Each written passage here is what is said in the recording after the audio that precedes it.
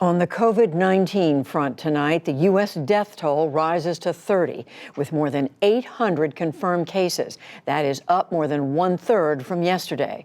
Officials order new cancellations, closures, and quarantines.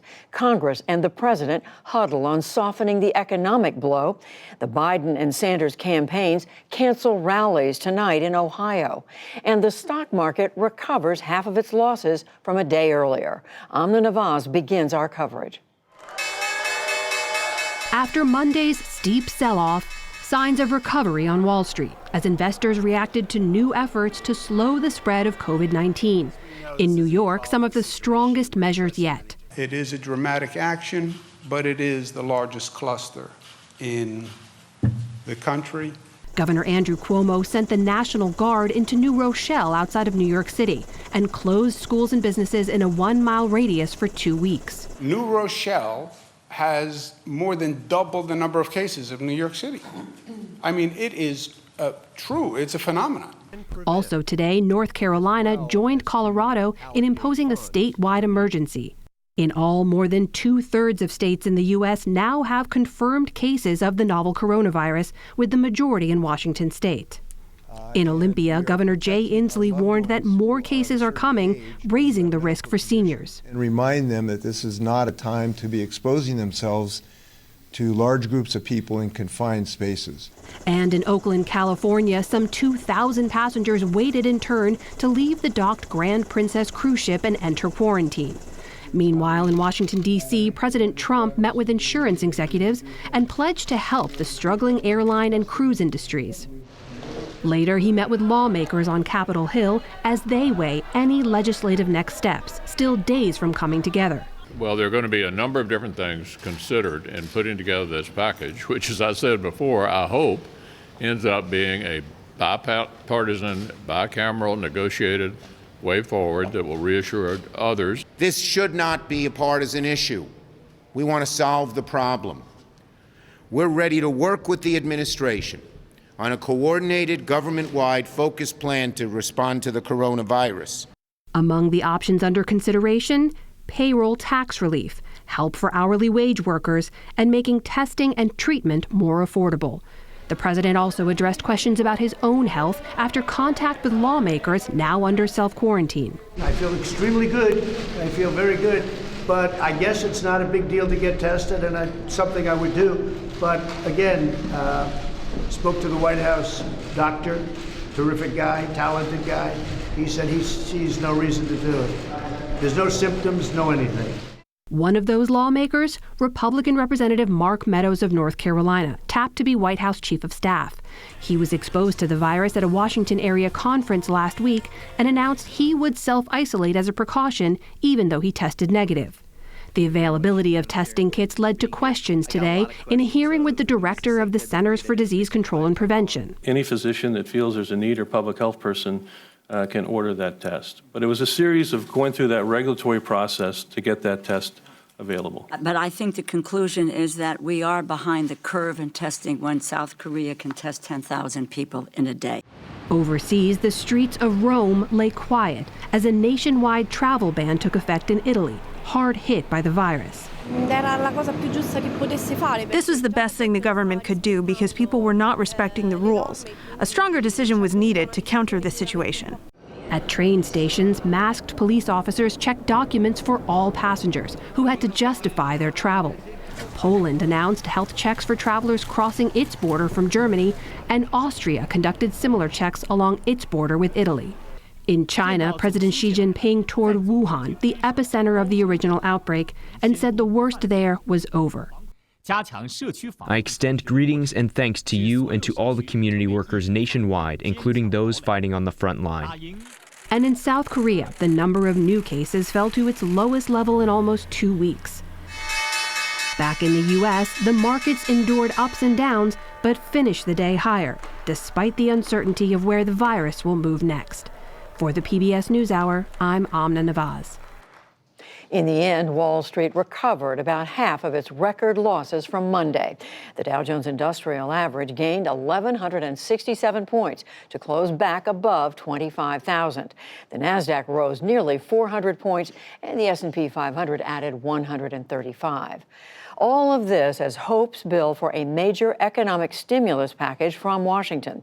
We get more now on the federal government's response with our Lisa Desjardins and Yamiche Alcindor. So, Yamiche, to you first, what are the options that the president is looking at? What are you hearing at the White House?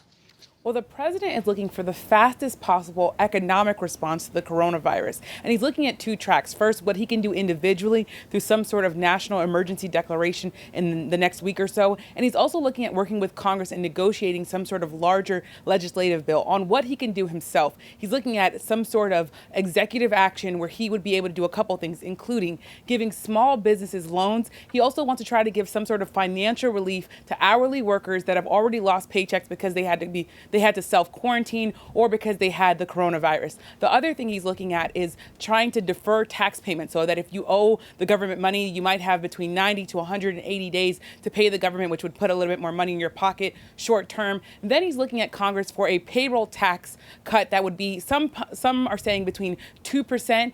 That would be what President Obama did in 2010. Larry Kudlow is in the White House right now briefing as I speak. He's saying that this would be something that would last through the end of the year. But the president is gearing up for a fight with Democrats on the Hill because some Democrats are already saying that this is a tax cut that looks something like possibly the 2017 tax cut that they say benefited the wealthy people and not working class individuals. So the president is looking at two things to try to figure out how to stem the economic issues that are coming with this virus. So, Lisa, it's true that there are some different ideas in the Congress. Right. Yamiche and I were team reporting on the Hill today, and I think we can safely say that there are a lot of ideas, but not yet a clear focus. Democrats and some Republicans are skeptical of this payroll tax cut because that payroll tax comes and helps Social Security and Medicare. Seems to be warming up today, but that kind of 2% cut would be over $100 billion in spending. Marco Rubio told me he thinks this whole package could be $300 billion if it's a larger payroll tax cut. We're talking about very big dollars here, Judy. Other ideas floating today, Republicans, 3 of them, senators, raised the idea of including a highway infrastructure bill as part of this. That's something others think is not related at all. But if you're talking about economic stimulus, it enters the picture. The point here is that there are a lot of ideas. They don't yet have real handle on what exactly will help the workers who probably will need it the most. Well, no doubt, Yamiche, the White House trying to deal with concerns, rising concerns on the part of the American people and fears. I mean, the death toll is going up. The number of cases is going up exponentially. That's right. And White House officials just now said that it's guaranteed that the numbers of deaths and the number of cases in coronavirus will be going up. Now, today, President Trump, when he was visiting the Hill, was playing sort of calmer in chief. Here's what he had to say. We're prepared and we're doing a great job with it, and it will go away. Just stay calm. It will go away. We want to protect our shipping industry, our cruise industry, cruise ships. We want to protect our airline industry, very important. But everybody has to be vigilant and has to be careful. But be calm. It's really working out. So there again is the president trying to be calmer in chief. He's trying to tell people, calm down, take a deep breath, things are going to get better. But of course, the issue is, of course, that the president has contradicted some of the health officials working for his own administration. He said at one point that there was going to be a miracle, that the cases were going to go down. He was on Capitol Hill today shaking hands, which is what health officials have said Americans should try not to do. They should be washing their hands very vehemently and very frequently. But the president has been saying other things. But today he did acknowledge that the cases will go up. But when he was asked about the cases possibly reaching to 100 million Americans infected, he didn't tamper that down. Instead, he said, I've seen a lot of different numbers, and I'm just telling people the risks continue to be low. So, Lisa, right now, what is it, 7 members of Congress have been under quarantine. How is the Capitol doing in terms of dealing with that? Again, is a very mixed picture. When you talk to senators, some of them are even joking about this. I spoke to Senator Pat Roberts in his 80s, said, I'd like to self-quarantine at Mar-a-Lago. So they're trying, in some sense, to walk this line of not increasing panic, but also many staffers, Judy, say they're not taking this seriously enough at the Capitol. While I saw some senators using their elbow to hit an elevator button, The truth is they're not really changing their patterns very much. There are fewer handshakes, some travel, like going to NATO next week. Some senators are not going there. But there are more serious considerations going on as well, Judy. I can report from multiple sources that the Sergeant-at-Arms at the Senate is looking at trying to find an alternate location should the Capitol itself be seen as not a healthy place for senators to meet. That is normal in this kind of situation, but that tells you how high the issue has risen at this point. Interesting, in the wake of Speaker Pelosi saying we're going to keep going no matter what.